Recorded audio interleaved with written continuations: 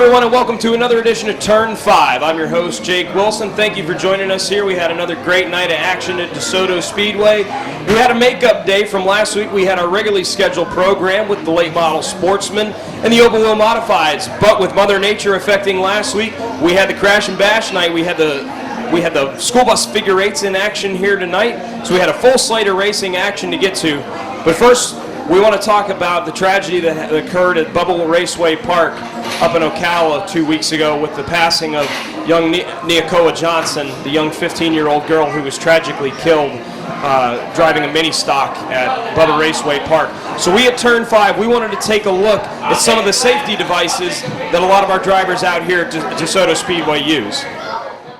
Turn 5 here, we're back in the pits with Dwayne and Sherry Best. Dwayne, you want to talk about what, as Sherry was growing up, what her interest was in becoming her, because you've been out here running for years, seeing her, seeing you run out here. What got her into wanting to get into racing? She always came out just like her brother did, worked with me in the race cars, and after her brother got done running this car, or the other one, she goes, "Daddy, I want to race." I said, no problem. You got to work on them. Grandpa was a big inspiration on him for all of our kids to race. She's doing pretty good as far as I'm concerned, but also the dad. So and she did good. She's doing good last year. She ended up winning the championship, but she took a hard lick towards the end of the season, like three races to go to the end. 4 races to go to the end. Yeah. But she come out. There was a racing deal. She got involved in other cars, and she hit the wall pretty hard. It took the right front of this car and shoved it all the way back here in the door. That's before they were allowing bars in the front, but now they're allowed bars. This is her brand new car. I mean, it's a good thing she had a safety for her neck, and she wears all the harnesses, because the biggest thing she ever got from it was a bruise where she hit the bar on the leg. That was it. I mean, it scared us all. Yep. But the track did their job and got the safety guys there and checked everything out.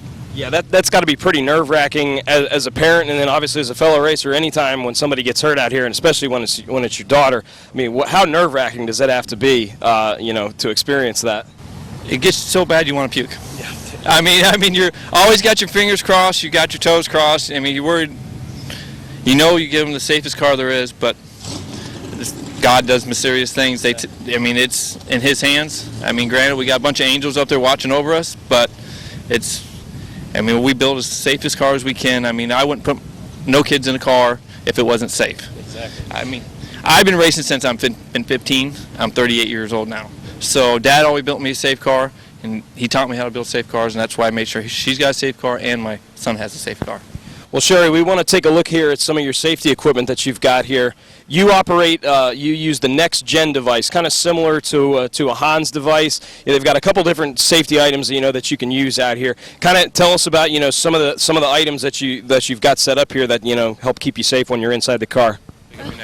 Well, I use this. It's like a Hans, but it doesn't have it going all the way down.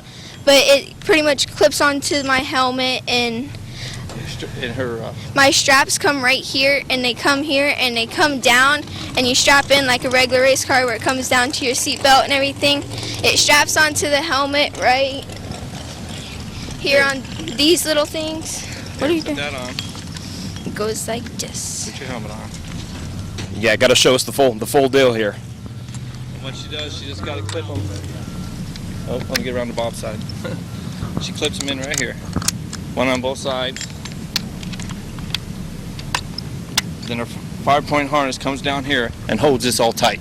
Then she has a little bit movement of her head, but it won't make her head come all the way down. Yeah, I was going to ask, when you're inside the car, we got you strapped in here pretty good. I mean, that harness is going to hold your neck pretty close. What kind of range of motion are you looking at inside the car there? I don't move a lot. I move maybe a little, but that's about it. That's about it, just kind of side to side jerking moment there. Well, we're glad to see you safe. That was a hard lick last year. We're glad to see you back out here. You picked up the championship last year in the Rookie 4 division. You're up here running the Pro 4, still kind of getting your feet wet on the big track, but we want to thank you for coming on here at Turn 5 and showing this, and we appreciate it, and best of luck to both of you guys the rest of the year. If any parents think that it's not safe for a kid to drive, if you get a car that's built safe, it's safe as any driving down the highway. So. Well, thanks very much to Dwayne and Sherry Best here for coming on for Turn 5 this week. Turn 5 back in the pits here. We're with the D'Elias. Tell me about the Hutchins device that you guys use here. We talked about the next-gen device earlier on, and talk about what's so special and significant about the Hutchins device and some of the safety features that it offers. It's pretty much well for the neck. It's pretty much the same thing as the Hans or whatever. It just helps his neck. He's been racing since, I don't know, 10, 11 years old, and Kevin Williams had us we either had to get the Hans or the Hutchins device, and he went with the Hutchins, so had a little bit more room to move. Now, James, if you want to kind of show us what the device looks like here once you strap it on here, and kind of once you get it on here, tell us about exactly what it's going to do to prevent your body from kind of jerking around inside the car. We've seen some pretty bad wrecks out here, but at the same time, because of these safety devices, we see drivers are able to get out and walk out all the time. So we'll see you getting strapped in here.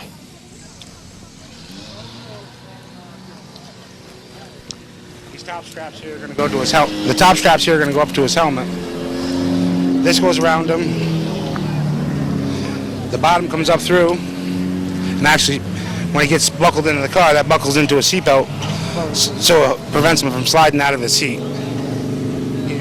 Basically, like we're strapping you in here like a fighter pilot here. You ain't going anywhere in this thing. So this actually holds him from sliding out of the seat and holding.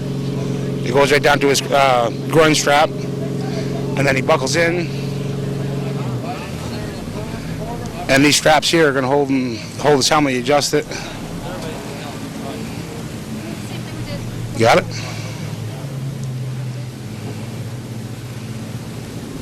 There we go. Now we got him hooked in there. Talk about the kind of range of motion when you're inside the car, what the restraints are, and what you're able to do and not do. This one he can move a little further back and forth, but in impact, that's as far as his neck's going to go forward. And this is going to hold his head back. Put your head forward now. Slam your head. There you go. See? And this holds it from him snapping his neck, all the way forward. Now, as a parent here, I mean, you've driven out here before. What's it like now seeing your son out here driving now? What are the nerves like? Just seeing him on the track, let alone, if he were to get involved in a wreck. What's that feel like as a parent? It's a little scary. He's been in a lot of wrecks, but I put him in good equipment and it's well safety stuff. This car actually, he drives for BB Construction, but before this, he had a fast truck. He ran a Punta Gorda for a year in the rookie truck division. Before that, it was the four-cylinder division, and he's always just make sure it's safety. That's the first thing about racing. You want to make sure he's safe. I think he started racing, 11 years old, in the four-cylinder class, and then we went up to fast trucks, and he's been always in safety equipment. Well, we appreciate you guys coming on here. Thanks a lot for demonstrating your safety devices here. We want to keep all our drivers as safe as we can out here. Safety first out here at Desoto Speedway and at any track that you're going to run at. Thank you guys so much for joining us here on Turn 5. We appreciate it. Thank you. Turn 5 back here in the pits once again. We're with Pro 4 driver Johnny Murray. Now, we're here with his father. We want to talk about, what it's like as a father watching your son come out here and race, the risk of getting in a crash and what just the nerves are like, what you feel like when your son goes out on the track sometimes. A little nervous. I'm kind of used to it. He's been racing since he's been 6. But yeah, this is a little bit higher speeds than go-karts. Yeah. But coming out of the Mini Cup series, they're about equal speed. But it does get nerve-wracking at times. Now, Johnny, you run the Hans device, which is pretty much, if you go to any NASCAR race or anything like that, a Sprint Cup driver, Truck Series driver, they're going to be running this Hans device. Tell us about the Hans device. What it does. When you've got it around your neck there, what it's doing to try to keep you safe. Hans stands for head and neck restraint, and it keeps you, if you get in a crash, it keeps you from going forward and snapping your neck. Now, when you're inside the car and you're all hooked up to that, what's your range of motion like? If you've got to try to turn your head to maybe look over to the side, if you've got a car coming up on the side, what limitations do you have wearing the Hans device as far as visibility and seeing and kind of moving around? Well, if there's a car, like, say, left rear quarter pounder, you can't go like that to look at them, and it's just, you kind of have to hear it. Exactly, yeah. Well, we want to have you, put this on here, kind of demonstrate for us what it looks like. So if you want to maybe, get your helmet on, if you want to try hooking up to it, and just kind of showing what it looks like, when you've got it on and where it's going to hook into your helmet. You got some hooks here. It seems like here. Now, where exactly on the device is that going to hook up right there? This hooks up to right here. So you've got this. This is going to be resting down on your shoulders, kind of like almost like a football shoulder pad, kind of. Yeah. Yeah. Okay. Well, if you want to show us what it looks like when you got it on here.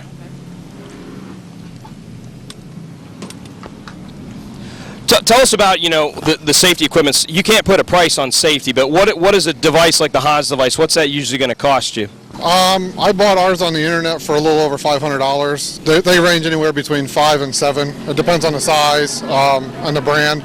Ours was right off the website, and it was like $545. Well, Johnny's getting strapped in here, as you can see.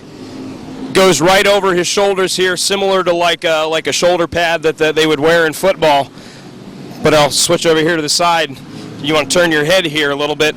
See how it's strapped right back in here, and this is going to hook back into the seat there, so when he hits something, his head is only going to maybe slightly jerk forward. He's not going to have very much motion in trying to move from side to side, and it's going to keep Johnny safe when he's inside the car there. So, Johnny, we appreciate you coming on here with us. Best of luck to you this year, and thanks for joining us here on Turn 5. We begin tonight's action with the mini stock class. Number 98 car Chris Larson and the 008 of Ren Wright Jr. battle for the lead, but soon the 91 car of JCR Jess would join the fight, moving to second. JCR Jess was on the move, closing in on Ren Wright Jr. as they approached the halfway.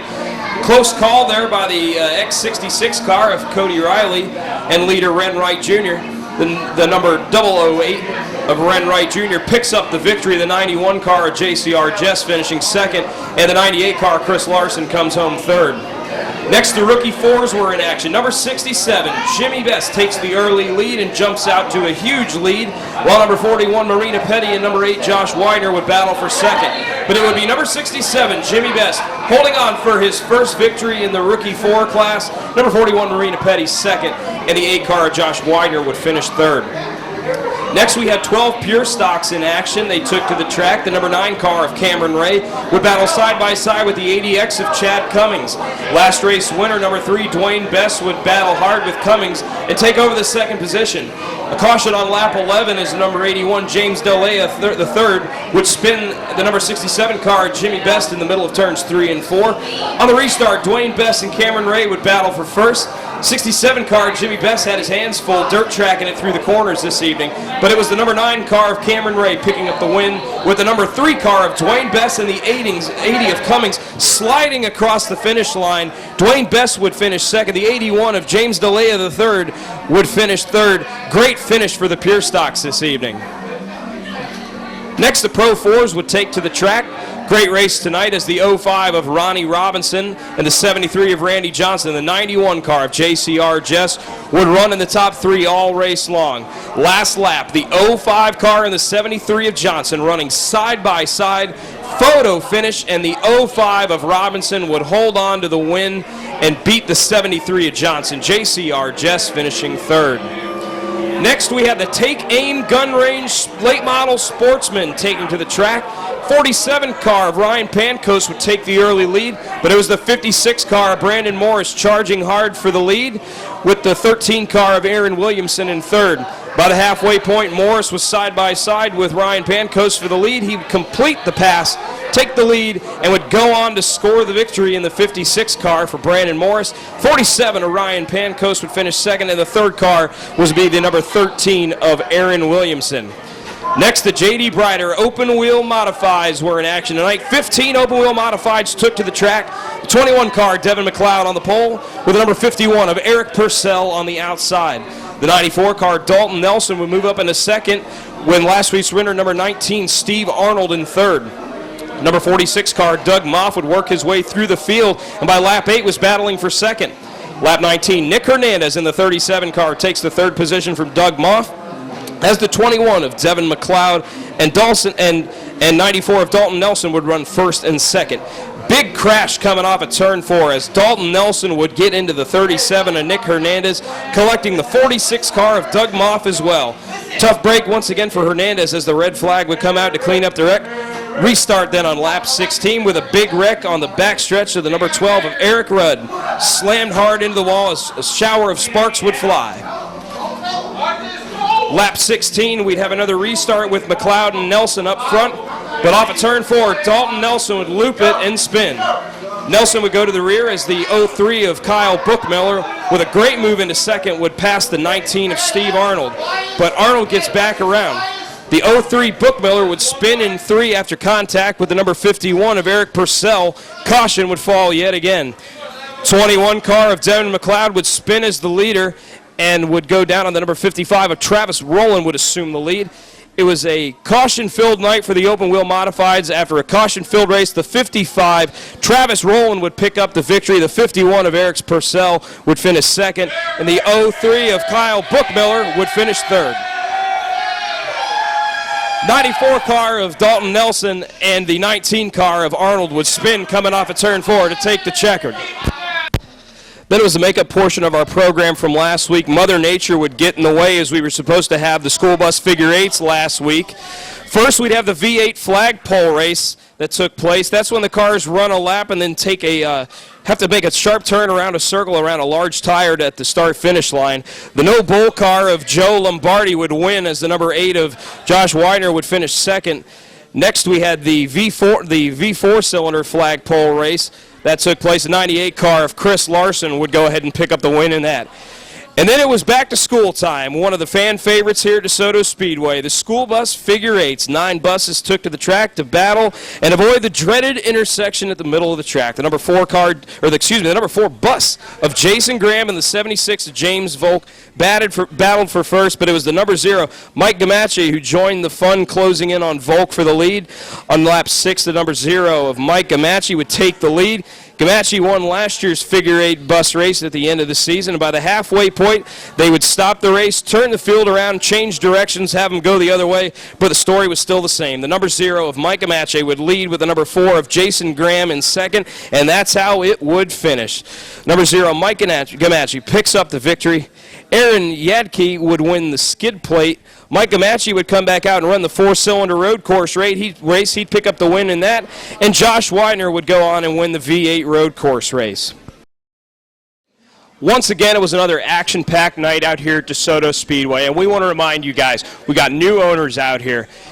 Denny and Jimmy Cope have come in here and they have taken over this track. We've got new owners. The car count out here, this is the most cars we've seen out here over the last 2 to 3 years. We have great sponsors out here. They're doing a great job. This is becoming one of the premier short tracks once again here in the state of Florida. We want to thank some of our sponsors here for our series that we run. Turner Tree and Landscape sponsoring our super late models. The Take Aim Gun Range sponsoring our late model sportsmen. And JD Byriders come on board to sponsor the open wheel modifieds. They had a nice fun, not really a fundraiser, but a get-together earlier this morning. I mean, I think even the owner of JD Byrider, he was out there cooking hot dogs. So it was a great time. This is a great place to be. We want you to bring the whole family out here. Kids, remember, 12 and under are free out here. Just $15 for adults out here. Seniors are $11. It's a great place to be. If you want to get more information, log on to DeSotoSpeedway.net or find them on their Facebook page at DeSoto Speedway. Get involved, get interactive out here at the track, and we'd love to see you out here. Once again, we have another great weekend out here. We're looking forward to next week. We're going to have the super late models back in action, as well as the Cowboy Cadillacs, the street stocks, the Pro 4s, and the Rookie 4s. We look forward to seeing you guys next week. I'm your host, Jake Wilson. Thanks for joining us on another edition of Turn 5.